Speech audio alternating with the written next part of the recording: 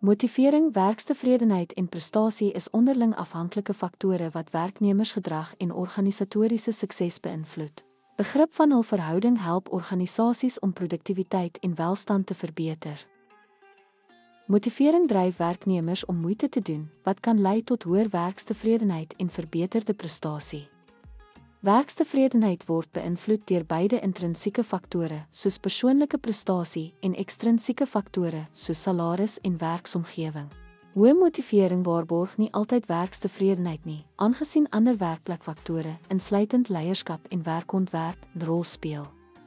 Prestasie verbeter wanneer werknemers gemotiveerd en tevrede voel, maar stres en ontevredenheid kan produktiwiteit negatief beïnvloed. Die verhouding tussen hierdie elemente is siklies. Tevredenheid kan motivering verhoog, wat weer prestasie verhoog.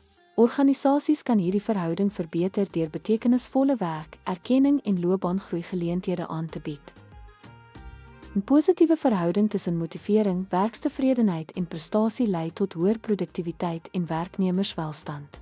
Werkgewers behoort 'n omgewing te bevorder wat beide intrinsieke en ekstrinsieke motiveerders ondersteun.